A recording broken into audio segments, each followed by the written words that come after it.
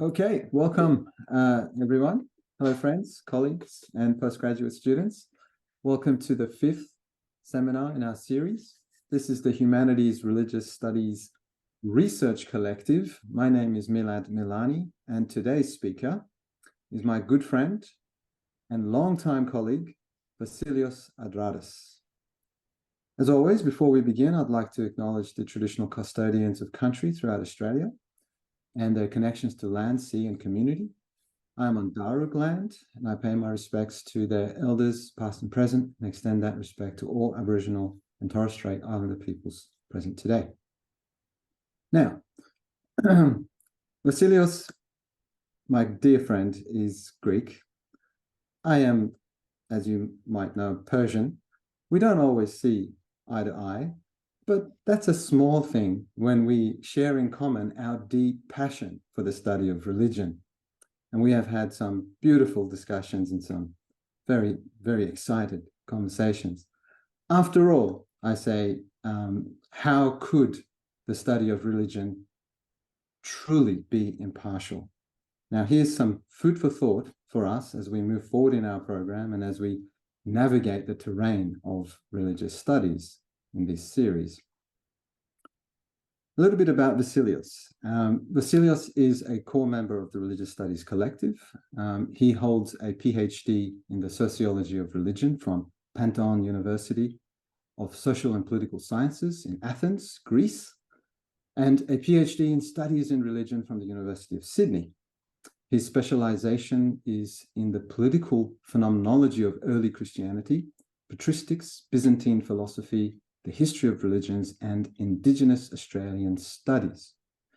He teaches Islamic studies here at Western and ancient Greek religion and myth at the UNSW, and has authored and edited and co-edited more than 10 books. His interest in Indigenous Australia goes back to his PhD thesis at the University of Sydney, titled Prophecy Dreamings, Hermeneutic Approaches to Some Instances of Indigenous Syncretism in Post-Colonial Australia, dated 2006. Today, Vassilios will be talking to us about reflections of indigeneity in Australian Christian art. He will be exploring the lesser-known representations of indigeneity in non-Indigenous Australian Christian art. In doing so, he will be focusing on the iconography of three artists working in the Eastern Orthodox tradition. Now, I may not pronounce this father's name correctly, but forgive me. Father Arsenios Pantanasiotis, Leonard Brown, and Michael Galovich. I am certainly keen to learn more from my friend and colleague. Vassilios, over to you. Welcome and thank you for being here today. Thank you, Milad. It's always a pleasure. And especially I would like to thank you for the invitation and the inclusion of this talk in this series of very interesting presentations. I would just like to give some background as to where I'm coming from with regards to this topic.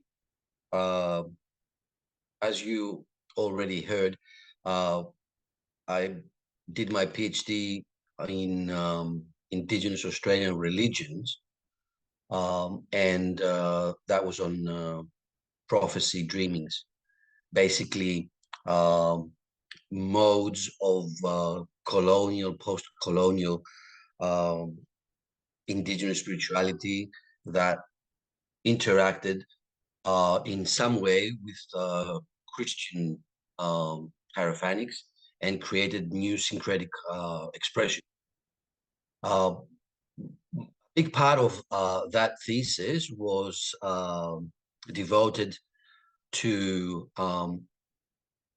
indigenous iconography or indigenous paintings as a very important body of witnesses regarding the phenomenon of indigenous prophecy. And that body of works was by indigenous, of course, artists. Today I'm not going to say anything and deal at all with indigenous artists or with indigenous Australian Christian art per se. But I'm going to venture into something different that has been of great interest to me in the years after my PhD, which is, of course, the interface of Indigenous art with Australian art in general, and in particular with Australian Christian art. Now, I could have chosen, lots of figures and examples, but I just wanted to concentrate on the Orthodox iconographic tradition from, the perspective of Christianity for various reasons. The most important is that it relates to my interests at the moment. At the moment, I'm involved in the editing of the history of the Greek Orthodox Archdiocese. 100 years since it was established, and a big part in that history is about Christian art from the Greek Orthodox perspective. So I'm working on those matters at the moment. At the same time, I have written certain articles on this topic, and so it's quite fresh in my head. Now, on the other hand, apart from the personal reasons, the Orthodox Christian tradition lends itself a lot to this topic because it has very rich in terms of iconography.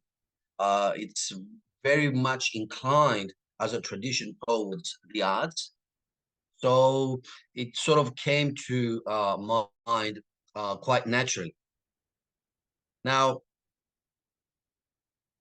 as Milad said, I'm going to focus on three figures, three iconographers. Again, I've tried to be as representative as possible. I think that those three sub traditions within the Orthodox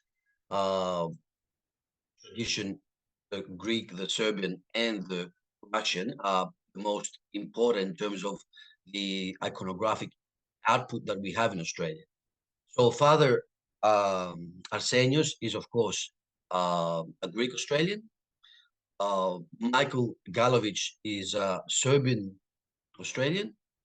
And Leonard Brown, of course, is not a Russian, but he has been painting in the Russian iconographic, let's say, mode.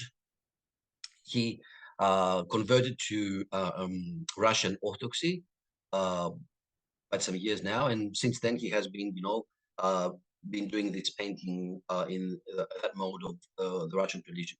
So we have three distinct styles of Orthodox iconography.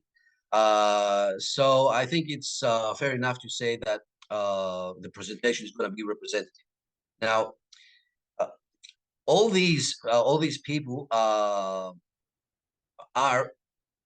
amongst other things, iconographers.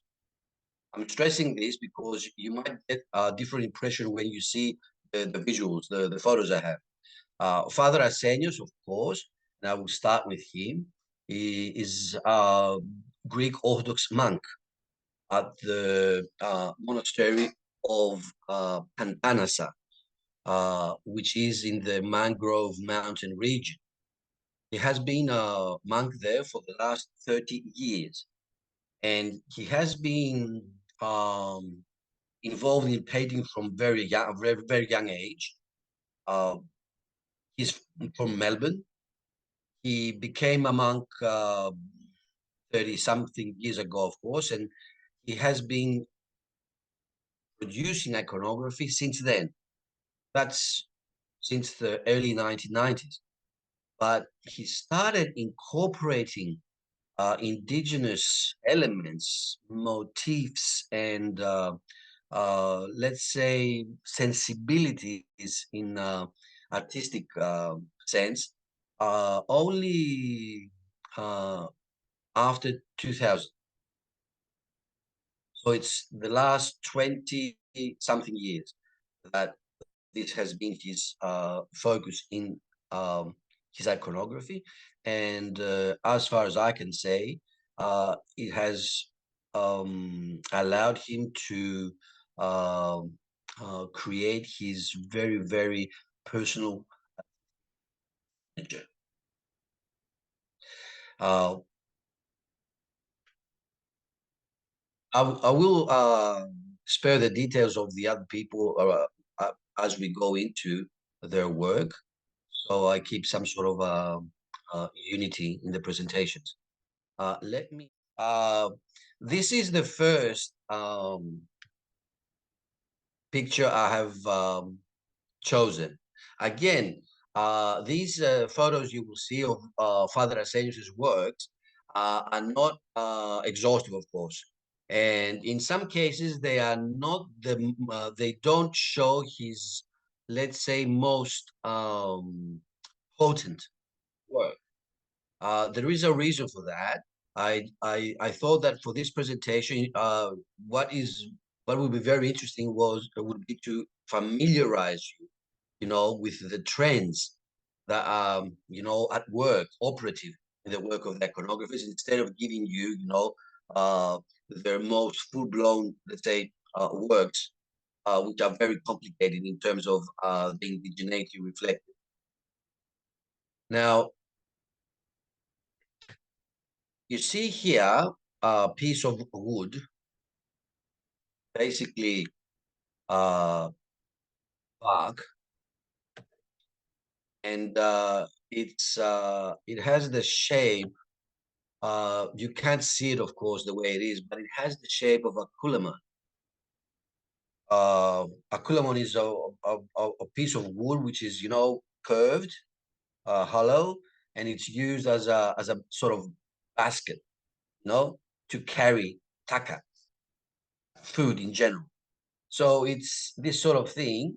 So uh, first, the material bark, which is, so unconventional. The traditional iconography doesn't, do the painting or whatever on bark, and of course, it doesn't do it on the bark that is, in the shape of a kulamon. So first the material, then the sense of the item are the reflections of indigeneity. The first thing that one can, pick up.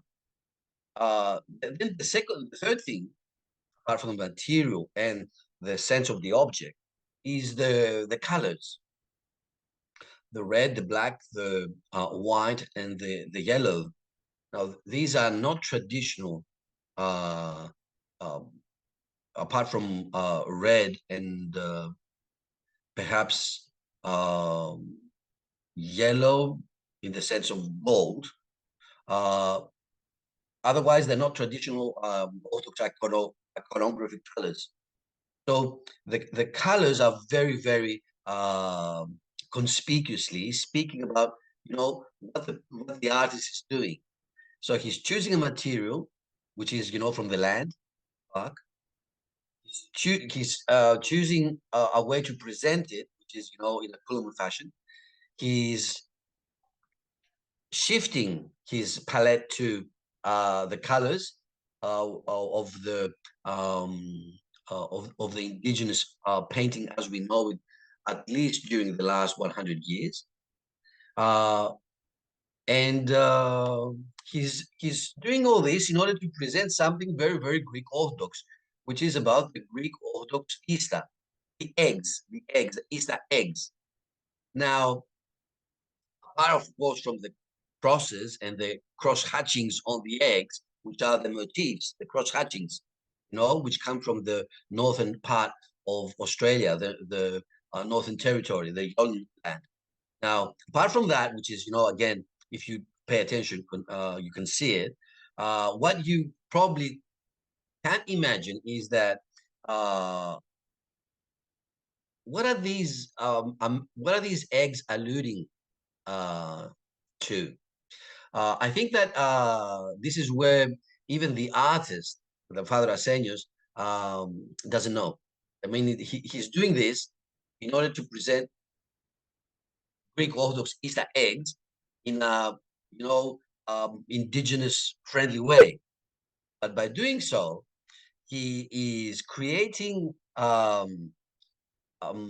let's say iconographic space that allows something very, very indigenous now, not from Northern Australia, but from Central Australia to enter.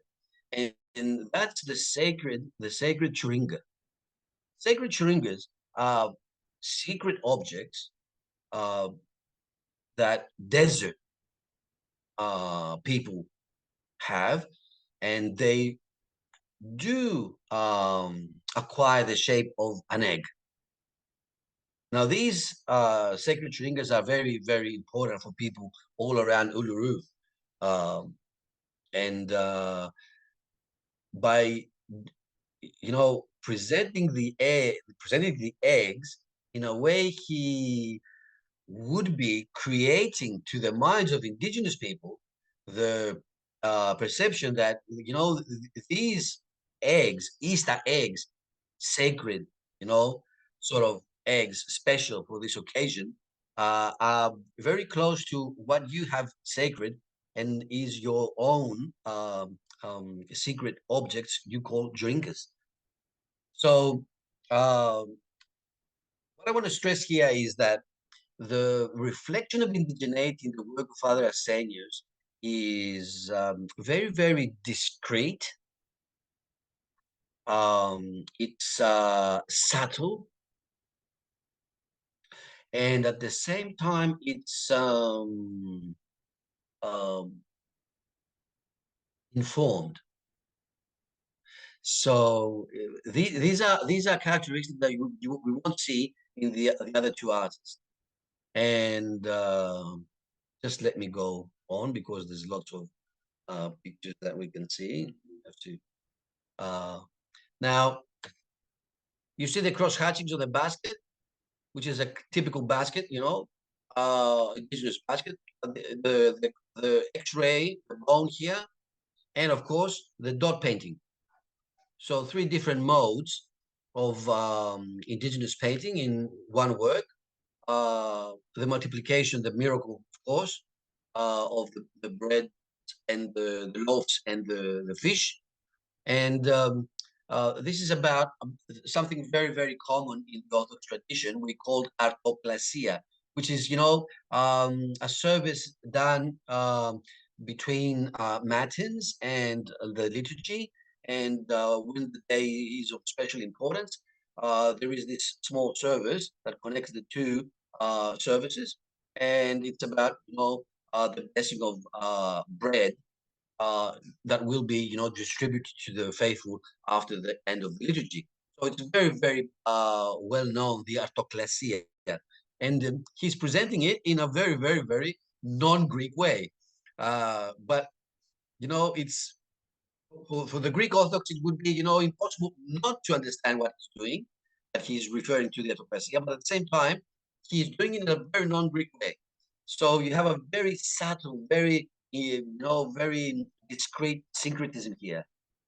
It's what I like to call, integral syncretism. So well, the elements are blended in with one another that you cannot really take them apart.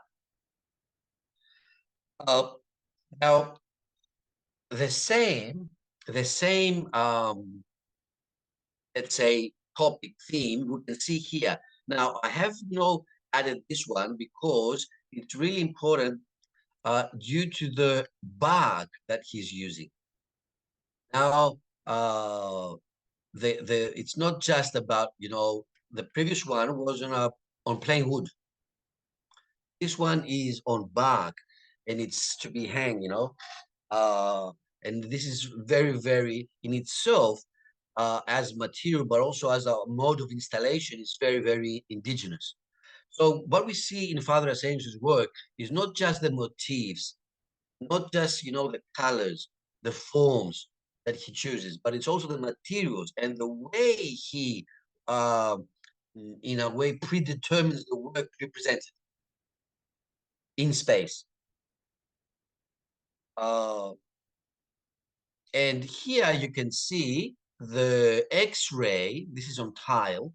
The X-ray technique, full blown now. Now, here now, the allusion is much more to the miracle because it's, of course, the 5 loaves. And we do have 5 loaves here. So, but I just presented them in this way. So you see how he starts with fish that are just, have cross hatchings and an allusion of the X-ray motif. And then he really refines it and has the fish only with the X-ray motif.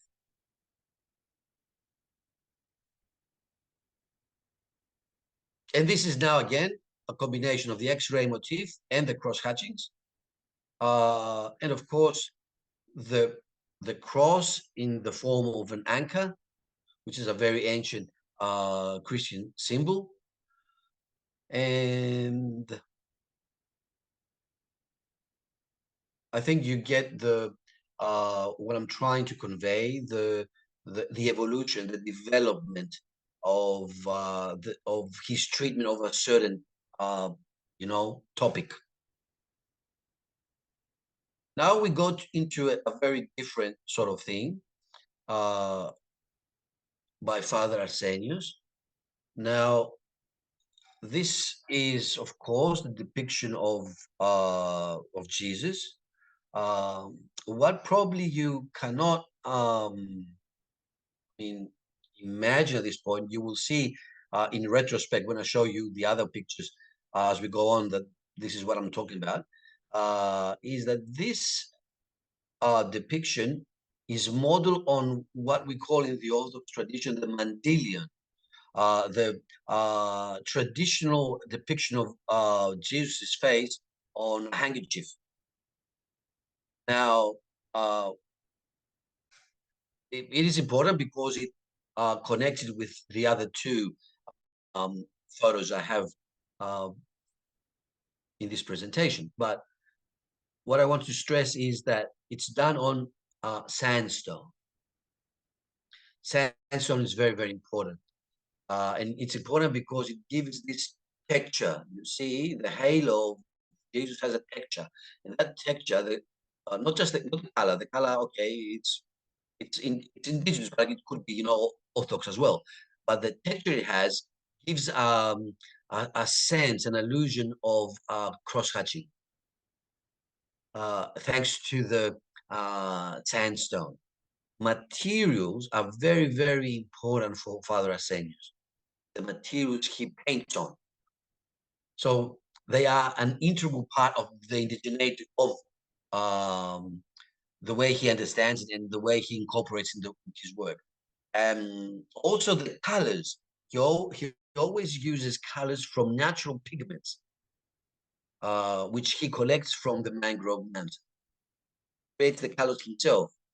And to give you here, a further example, in the Catholic, the chapel of the monastery, he has created the seats where the monks, sit, and all the other, furniture in the chapel, and that's done by local wood, and it has been done by local from local wood intentionally, so that even the space there, the very furniture in the chapel is part of the land, indigenous itself.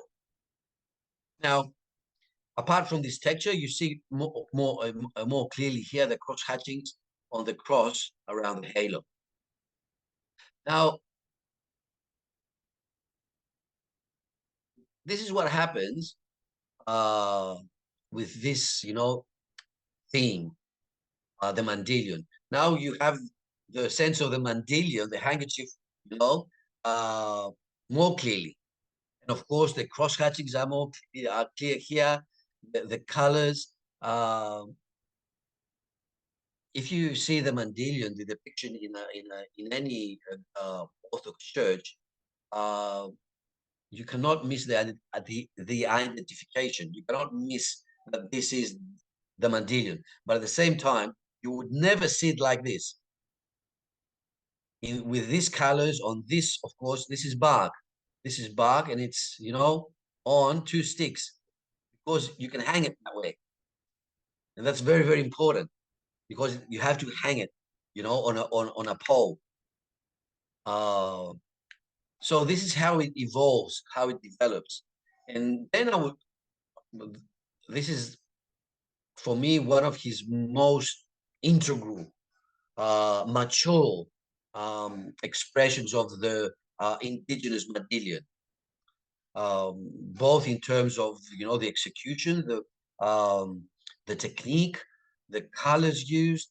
Here you see he also incorporates now the dot painting. So the allusions here are a lot, of course. This is the background. This is the cross-hatchings are the background, which is the land itself. But these circles and the dots are the people of the land. And Jesus is the one recapitulating the peoples and lands in Australia within his person. Now, in terms of Christology, of course, this is a total, you know, a reformulation of the traditional Christology in indigenous terms. So Jesus in traditional Christology recapitulates the entire creation. But in this instance, he recapitulates the lands, the entirety of the lands and the peoples of a very, very specific, you know, continent, which we call Australia. So in a way, this is a very Aussie deep Jesus. Now into something else. So we have seen the one motif, sorry, one topic, second topic, which is the Mendelian, and one more topic, which is Virgin Mary. Now, again, you see the subtlety, the how discreet and, you know, careful he is in choosing elements. He has chosen the colors very carefully, the dots, the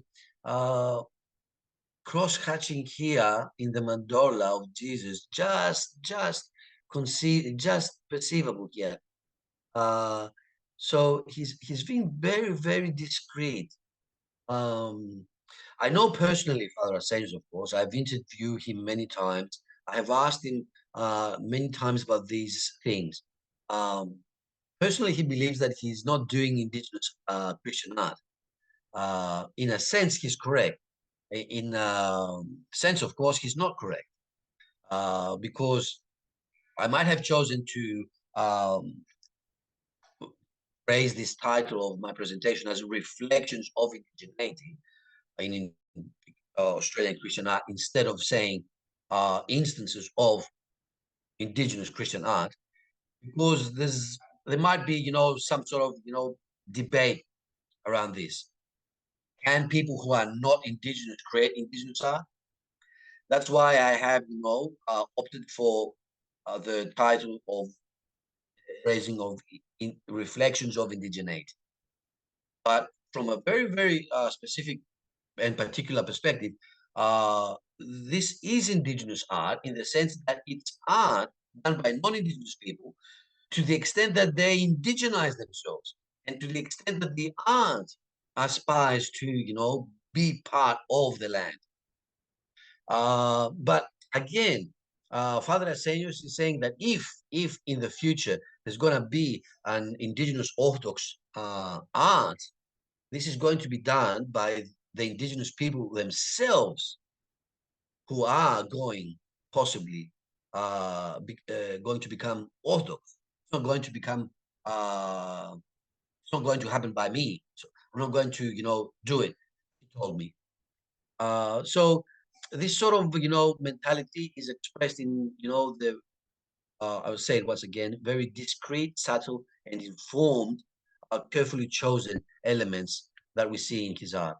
And he is still experimenting here with the indigeneity, but here he has, taken it to another level.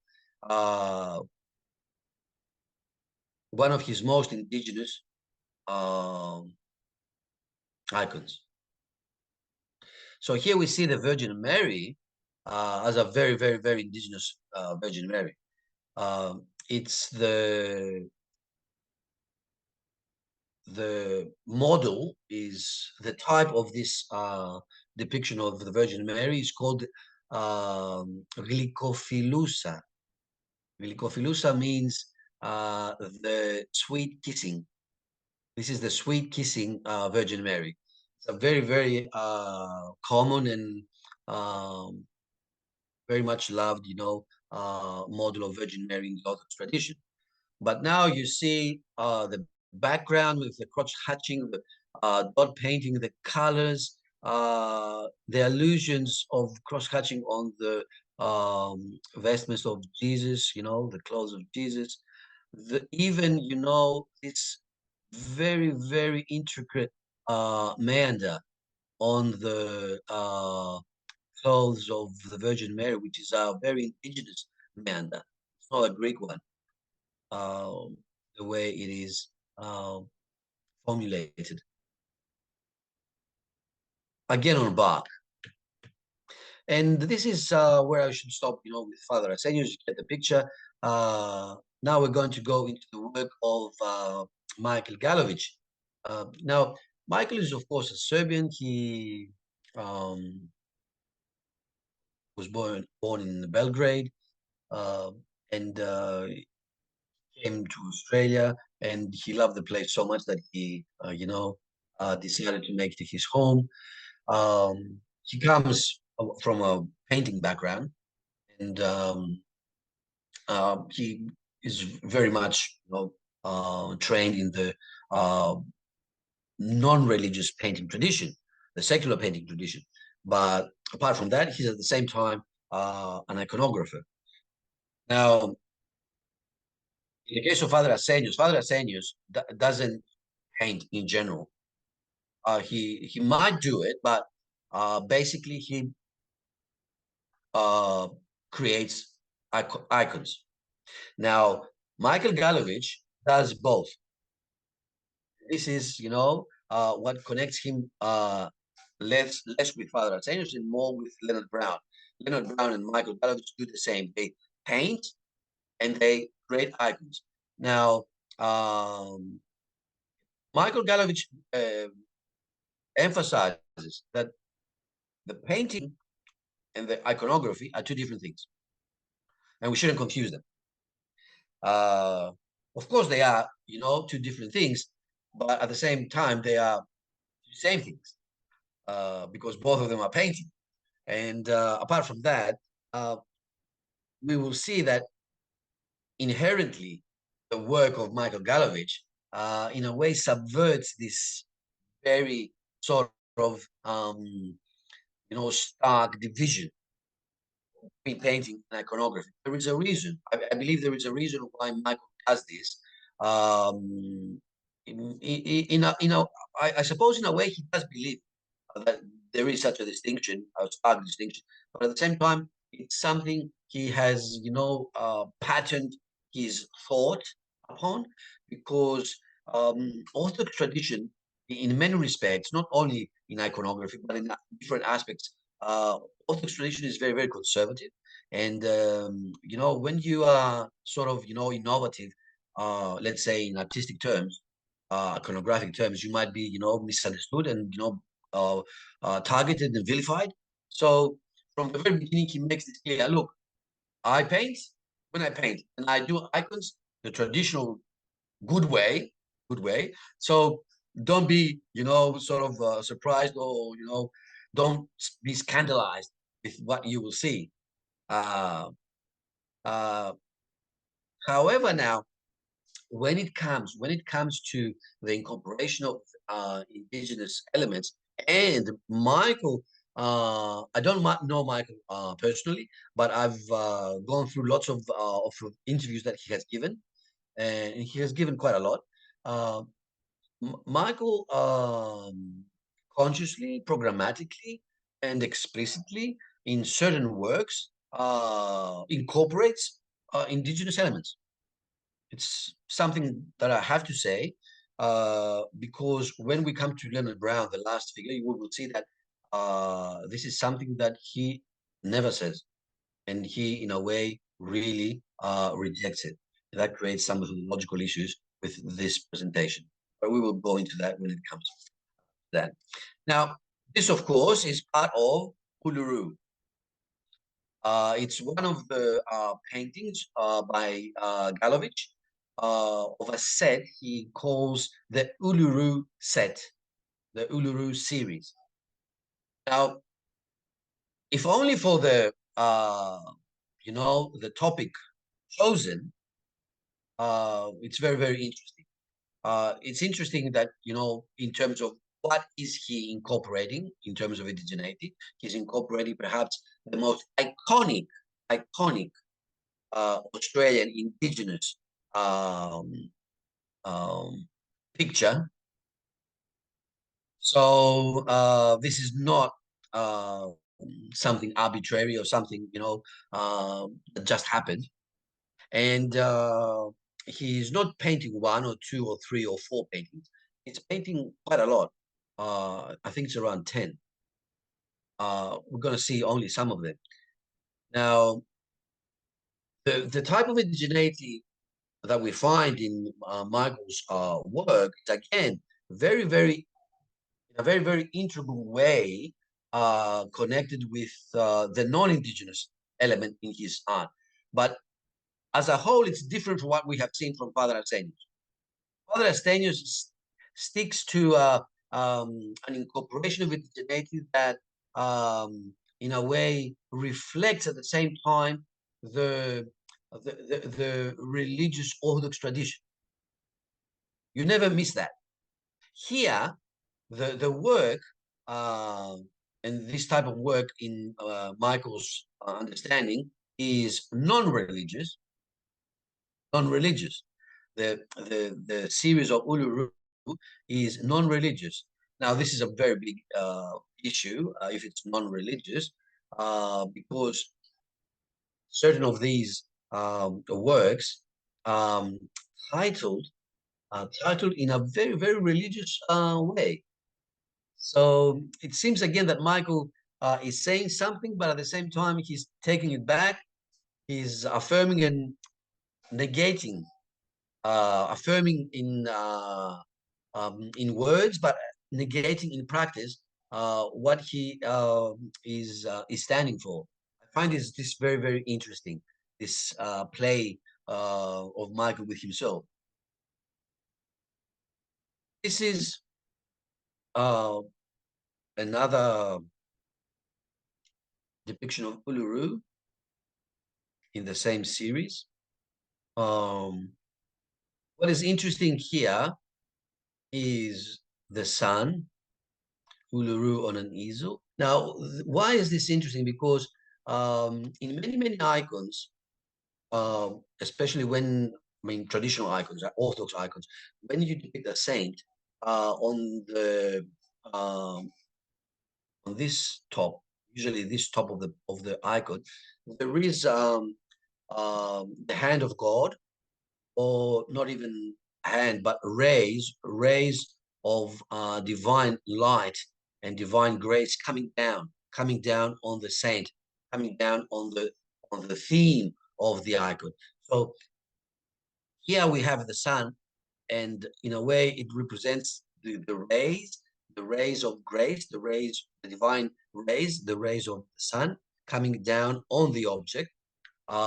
This is a structural element that resembles the structure we find in the icon. So he retains the structure, but he totally reshuffles the form.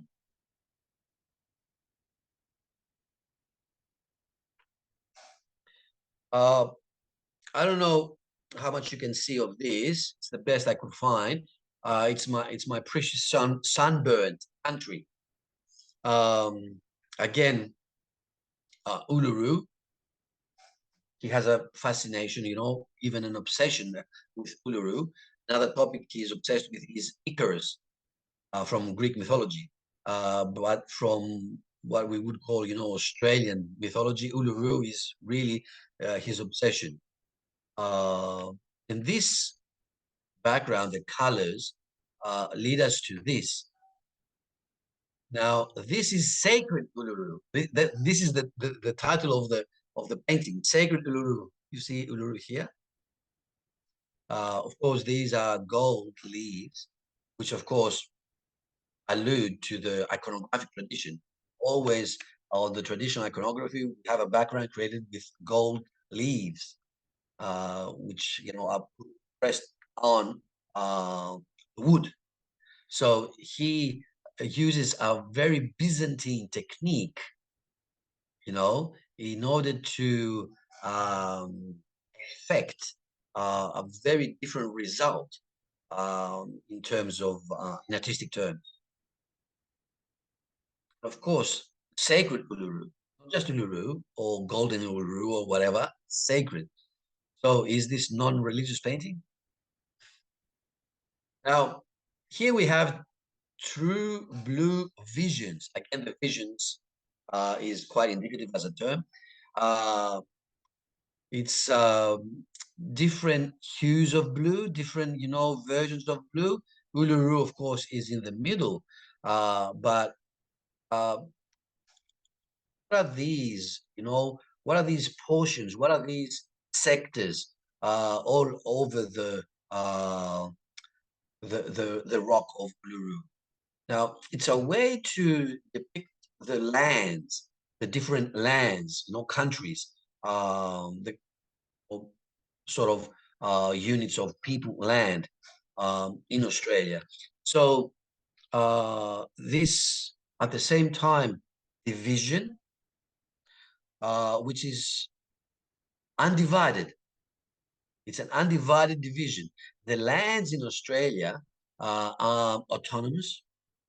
Each one is, what it is by itself, in itself.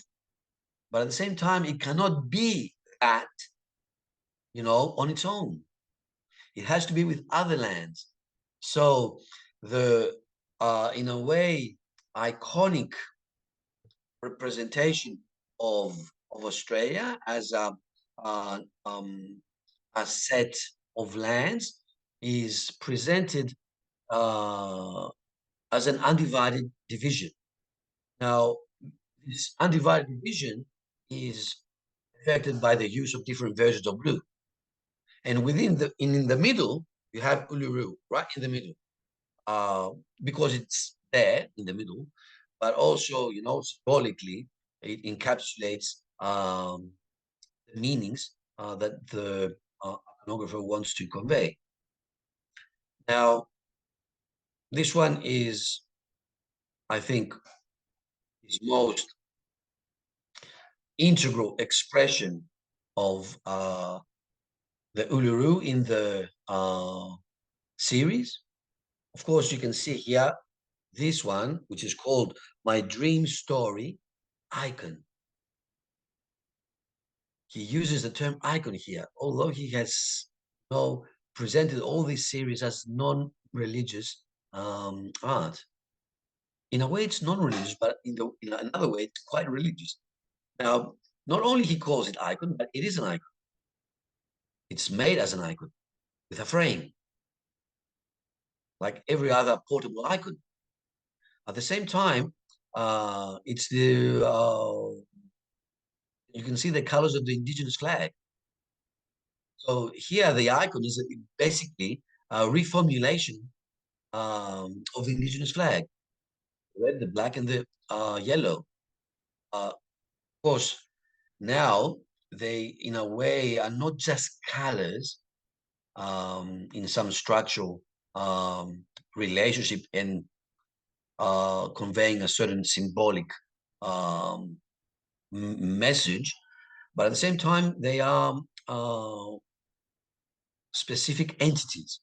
The middle, the yellow is the Uluru, the black is the people, and we can see the people within the land, you know, you can see them here.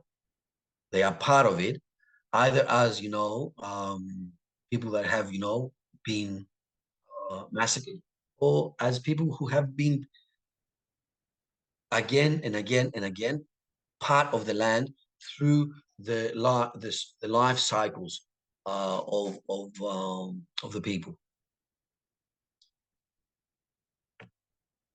Now we leave the Uluru, the set Uluru set, and we go into this art, which is the White Angel, of course. White Angel is a very, very famous angel. It's from Serbian monastery. It's you see here, this one is the empty tomb of Jesus. Jesus isn't there. And that's what the white angel is bearing, proclaiming the resurrection. Now, it's called the white angel because it's white. Right? When you see it here, it's white, of course. When you see it in the traditional fresco, it's white. And an obsession of the Serbian, mind, Orthodox, and national pride, one would say, this angel, so emblematic of the Serbian psyche. And it's famous because, if I'm correct, it's one of the figures that has been chosen by NASA and being, transmitted into space, just in case, there's someone out there. So they see, what we represent as a species in terms of aesthetics. It's a very, very, very powerful image. Now, of course, the indigeneity comes in these colors, these colors and the way they are put on the canvas in very crude dots, but also the combinations where the indigenous element comes in. We tend to think of indigeneity in terms of painting more in the ways we saw in Father Arsenius, cross hatchings, dots, X-ray, minifigures. But indigenous painting, at least during the last 100 years, has been very, very diversified and very, very rich. So, and in many cases, it has reached, let's say, moments of mature abstract painting that we normally wouldn't associate with indigeneity, but it is indigenous art. So we shouldn't be, let's say, discriminatory as to what we designate as indigenous art. Now, this sort of effect in terms of color and the way color is executed on the canvas should be compared to this execution of color on the canvas. Again, this is a crucifixion, but the way colors have been combined in the angels with this allusion, just an allusion of cross-hatching on their bodies and wings, but also in the background of the painting are very, very indicative. This is reconciliation. Now, these paintings by Michael, could have been painted by any Christian indigenous artist. If you are familiar with the work of Miriam Rose Bauman, you remember Miriam Rose? I think she was 2 years ago selected as the Australian of the Year. This educator, theologian, and iconographer. She's an Aboriginal lady from Northern Territory, and she has produced perhaps the most emblematic indigenous Christian art that we have. So these could have been, paintings done by Miriam Rose, especially this one. The way the motifs and the figures, the segmentation of the land, and the allusions to rainbow serpent, Kulamont, and other objects, indigenous objects, is concerned. And of course, now I'm going to show what I regard as perhaps one of his most indigenous works. And it's again here, play he has with Mandillion, and it's Jesus and his disciples. Jesus and his disciples. So it's Jesus and, attention, it's a black Jesus. Jesus here is black, whereas here he's not black. And of course, this background, you cannot miss the allusion to cross-hatching. So cross-hatching, black Jesus, and the disciples. I cannot resist thinking that he is in a way saying that Australia in a way is very, very privileged in terms of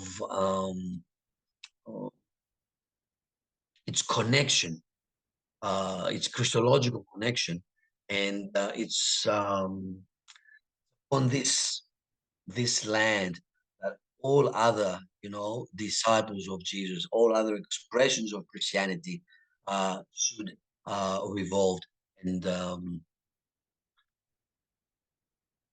come forth.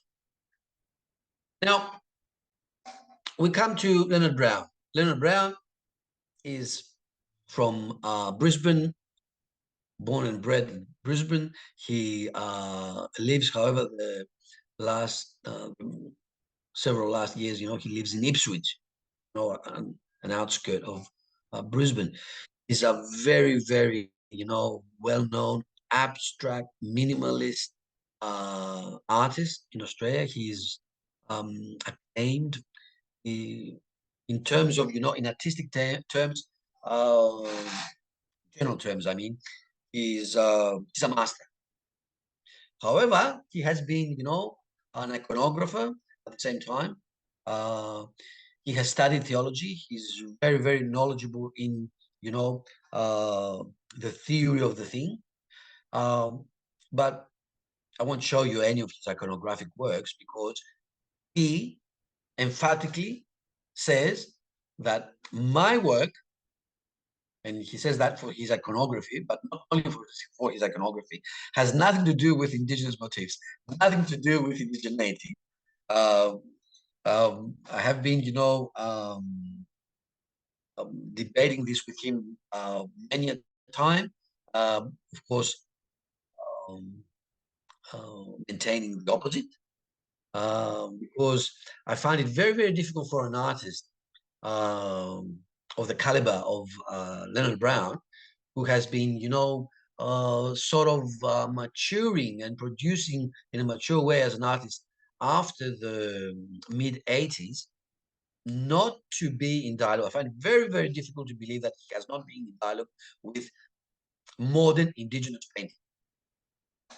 Modern indigenous painting since the 50s has been, a movement that has been, of course, affected by mainstream art, but at the same time, it has affected mainstream art.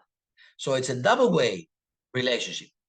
So any painter after the 80s would be, a painter who is devoted to his vocation would be impossible not to be in some sort of dialogue. I think that this dialogue, in the case of Leonard, has been unwittingly done, has been even subconscious, or not really perceived as being there.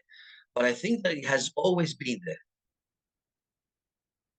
Now, this is drawing 1986. Now, you might say it has nothing to do with indigeneity. Now, for one who is quite familiar with indigenous painting, and I said, I'm going to say it again, indigenous painting is a very diversified field of techniques and uh, styles of painting. Now, whoever is familiar with the painting from the Kimberleys and not miss the this connecting this sort of segmentation, 1, 2, 3, 4, 5, these patches, cannot miss, connecting this to the paintings produced by indigenous artists when they depict the Kimberleys. They do depict it in this patchy way. Yellow Desert, 2002. Yellow desert, but full of black figures. Now, I'm just sort of hypothesizing here that when you are in Australia and you're painting desert, a yellow desert, and you are putting on, figures like this, it's very hard to believe that, no one is going to read this as an allusion to indigeneity. Especially when you see this, when you see in this, Fred Williams. If Fred Williams, if the presence of indigeneity in Fred Williams has been ascertained, well, perhaps the best Australian landscape painter. If his work has incorporated indigeneity, it has become what it has become, by being in dialogue with indigeneity, and this being so reminiscent of Fred Williams, I find it for this extra, sort of reason not to be indigenous. Quite difficult to believe. Leonard, of course, would deny it. I'm very happy for this deny because he provokes me. He provokes my imagination. Now here we see the dots, and of course, different colors. Again, one would say, what's the indigenous here? Yeah, but one who understands indigenous painting, all in terms of, as I will say again, cross-hatchings, X-rays, and dots, would say, yeah. But if you have a broader, let's say, visual literacy concerning indigenous painting, then you will connect the dots by looking at these dots and the way they are, the effect that they create to the beholder. Another one is this, which is somewhere, ages and ages hence. Somewhere, ages and ages. Again, the dot effect, and the very, very, very dreaming, sort of echoing from the title. Somewhere, ages and ages. So this sense of, eternity, perpetuity, somewhere which is nowhere, has a very, very sort of dreaming connotation. It's very interesting that when Leonard is asked about the relationship between the titles of his works and the actual content of his works, he says that the title only relates to the trigger. So all the works have a title that is related to the trigger that made him paint that painting. So imagine him somewhere, ages and ages, something triggering him, in dreaming terms, which because it's quite a dreaming title. But then whatever comes out of it is, whatever comes out of it. But the trigger is important. The trigger is important. Here we have the opposite. stung by a bee in Corinthus. Now, nothing indigenous to that. But although in this case, the trigger is indigenous, the work might be. I believe that it is, but in a very subtle way. Here, the trigger is non-indigenous, but the work is very, very indigenous. You know, why is it indigenous? Because you have this rhythm. And indigenous art, especially when we consider the art of Emily Quareye, rhythm, different colors after one another, and then repeating themselves again, and then again repeating themselves. And this rhythm of repetition, rhythmic repetition, is what the country is all about in terms of the skins, the colors of the different clans. So each color is a clan, a skin, because the names of the clans or the moieties or the sub-moieties are basically color skins. Sorry, skin colors, and they repeat themselves in a rhythmic way. Plus the very subtle dots that have there of trickling down, you know, rain effect. To wrap up, I started from the one who definitely is the most conspicuously reflecting indigeneity in his work. I went towards, you know, Michael Gallup is the second one, who is kind of in between artist. And then I ended with Leonard, who at the surface level seems to be the most unrelated to indigeneity.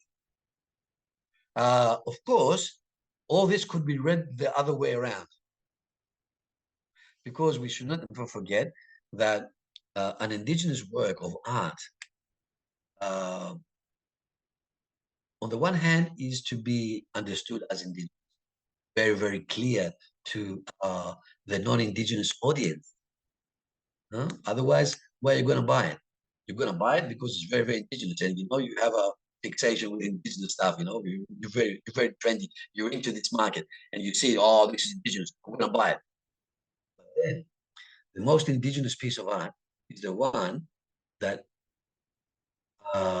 covers its secret. And the real indigeneity is not expressed at all. And it's secret, and you are not allowed